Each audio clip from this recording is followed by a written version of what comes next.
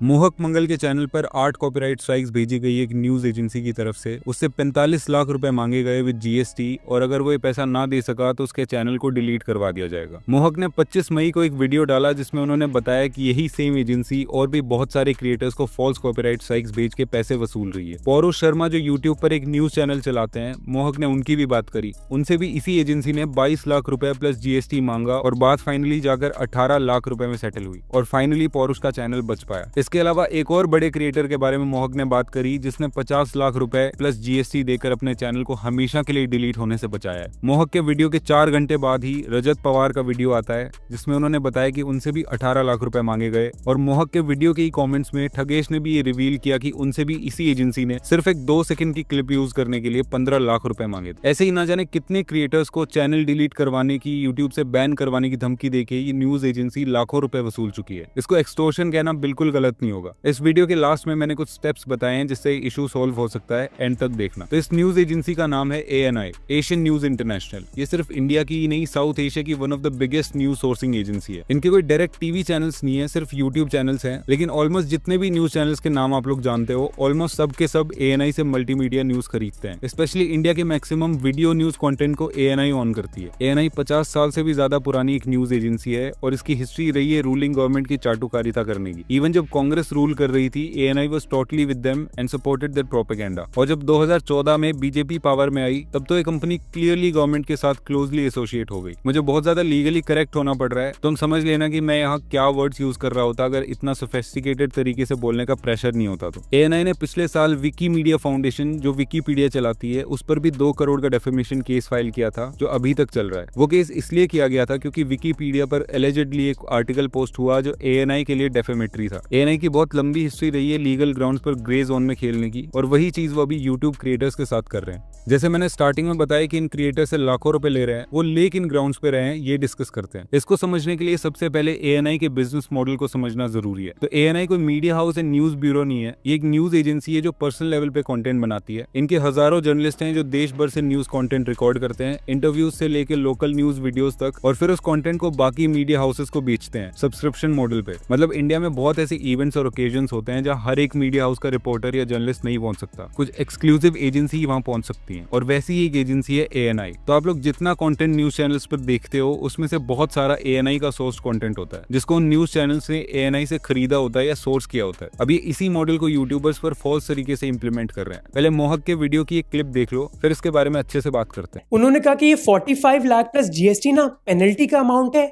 और annual subscription है ANI के लिए। अजीज ने फिर ब्रेकडाउन मांगा कि ये 40 तक आया कहां से, बताओ ब्रेकडाउन। तो ये बंदा बोलता कि 8 कॉपीराइट स्ट्राइक्स दिए हैं, हर स्ट्राइक की पेनल्टी लगती है 5 लाख, तो 40 लाख हो गए।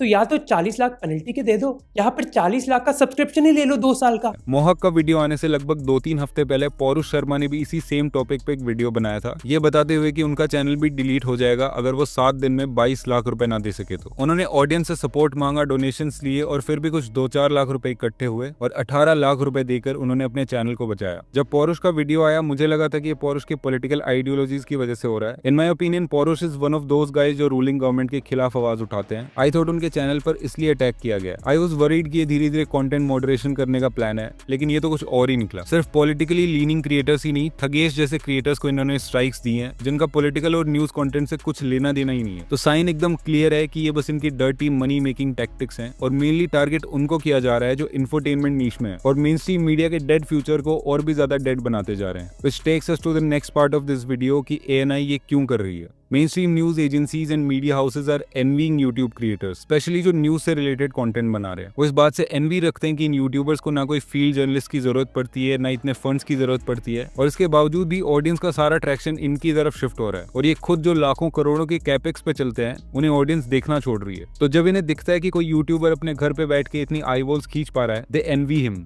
लेकिन जब वही क्रिएटर शायद अपनी स्टोरी को कन्वे करने के लिए इनकी कोई क्लिप यूज कर लेता है, चाहे फिर वो फेयर यूज में आता हो या नहीं, ये लोग कॉपीराइट स्ट्राइक्स और फॉल्स मीन्स का यूज करके अपनी इनसिक्योरिटीज को हाईलाइट करते हैं, और यही इस टाइम पर ANI कर रहा है। वो जो कर रहे हैं इसमें उनकी इनसिक्योरिटी और ग्रीड क्लियरली दिख रही है, लेकिन हमारे लिए उनका ये डर्टी गेम सिर्फ समझना काफी नहीं है। We have to take some actions, और वो एक्शंस क्या हैं अब उन्हीं के बारे में बात करते हैं। फर्स्ट एंड फॉरमोस्ट ट्विटर पे इस चीज को ट्रेंड करवाया जाए। आई कैन सी कि ऑलमोस्ट एक दिन होने को जा रहा है इस वीडियो को लाइव हुए और ट्विटर में ट्रेंड नहीं हुआ है। आई नो ये बहुत क्लीशे चीज है ट्विटर ट्रेंड्स वाली, लेकिन ट्रस्ट मी, ट्विटर पे किया गया outreach is far more real than all the other platform. Twitter पे जब कुछ ट्रेंड होता है वो अथॉरिटीज तक जाता है। तुम अकेले इस हैशटैग को ट्रेंड नहीं करवा सकते हो, but at least do your part. दूसरी चीज, let ANI know the outreach is real, और ये बहुत हद तक हो भी रहा है। ANI की यूट्यूब चैनल की हर एक वीडियो में, लाइव स्ट्रीम्स के कमेंट्स में, इवन कम्युनिटी पोस्ट के कमेंट्स में मोहक को सपोर्ट किया जा रहा है। मासेस एक्टिव हो रहे हैं, और ये और भी ज्यादा होना चाहिए। Either we change this situation right now or we wait till it's our on turn. इसके बाद जो सबसे जरूरी स्टेप है वो है स्मिता प्रकाश, जो डायरेक्टली ANI से एसोसिएटेड है, ANI के CEO और ओनर की वाइफ है,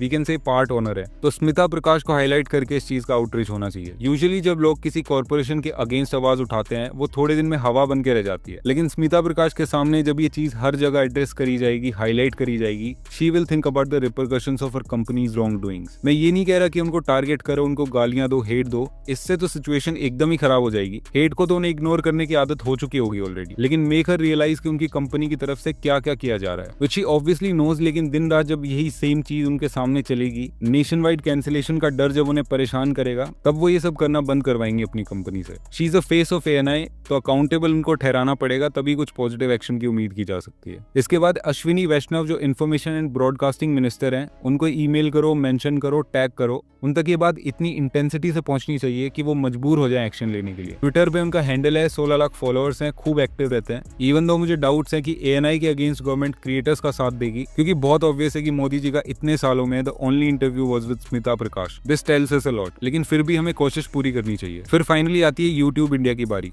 not just YouTube India, tag YouTube CEO in the tweets and social media post. YouTube के आगे भी हाईलाइट करना होगा कि ये चल क्या रहा है इंडिया में, और कॉपीराइटेड कंटेंट को लेके सेटलमेंट्स यूट्यूब की गाइडलाइंस के बाहर कैसे हो रही हैं, वो कैसे ये सब होने दे रहा है। अगर मोहक या कोई भी क्रिएटर अपना खुद का न्यूज चैनल बनाता है और उस पर ANI की क्लिप्स यूज करता है, तो ANI का लीगली कितना भी हार जाना जस्टिफाइड है। लेकिन यूट्यूब तो एक प्लेटफॉर्म है ना, यहाँ की गाइडलाइंस तो यूट्यूब खुद ही डिसाइड करता है। कॉपीराइट क्लेम और कॉपीराइट स्ट्राइक दो अलग अलग चीजें हैं, तो वो क्यों यूट्यूब ने इंट्रोड्यूस करी हुई है। फेयर यूज पॉलिसी है तो वो इतनी फ्लॉड क्यों है। Hold YouTube accountable for this, क्योंकि इस सिचुएशन में सबसे ज्यादा पावर यूट्यूब ही होल्ड करता है। ऐसे फॉल्स प्रैक्टिसेस की वजह से ANI को यूट्यूब से बैन करना चाहिए। With all this we can hope कि ये बंद हो जाए। अगर देखो प्रैक्टिकली सोचे तो शायद मोहक का चैनल डिलीट हो ही जाएगा, क्योंकि ANI बहुत बड़ी कंपनी है यार, और लीगली ये इसमें एकदम सेफ है। कोई ना कोई ग्रे जोन निकाल के लीगली तो बच ही जाएंगे, और फेवर्स भी हर हालत में इन्हीं को मिलेंगे अगर मिलेंगे तो। But we can at least try our best to avoid this in future, क्योंकि यार यूट्यूब या कंटेंट क्रिएशन एक बहुत ही नया करियर है, और अगर अभी से इसको इतना रेस्ट्रिक्ट कर दिया जाएगा तो ये इंडस्ट्री तो गई हमारे हाथ से। I just hope everything goes well. Video को ज्यादा से ज्यादा लोगों के साथ शेयर करना। This video is nothing to do with how it perform, लेकिन लाखों क्रिएटर्स के करियर पे इतना बड़ा बोझ जो आ रखा है उसके लिए करना जरूरी है। मैंने खुद पॉलिटिकल क्रिएटर्स पे वीडियोस बनाए हैं, थोड़ा बहुत पॉलिटिकली चार्ज कंटेंट भी बनाया है, और इसी में और भी बहुत कुछ करने के प्लान्स हैं। अगर यही हाल रहा तो कुछ भी नहीं हो पाएगा। आज बैठ के मैंने कम से कम 7-8 वीडियोस डिलीट किए हैं, जिनमें कहीं ना कहीं न्यूज की क्लिप्स यूज की गई थी। This matter is actually very serious. इस पे एक्शन लो, अपने दोस्तों को, रिश्तेदारों को भी लेने के लिए बोलो। इस वीडियो के लिए इतना ही। लास्ट वीडियो में ही मैंने स्मिता प्रकाश को अप्रिशिएट करते हुए कुछ क्लिप्स ऐड करी थी। I was starting to change my mind, लेकिन अभी ये हो गया। वो वीडियो समय रैना के कमबैक और साइलेंस के बारे में बनाया था, यहाँ क्लिक करके उसको देख सकते हो।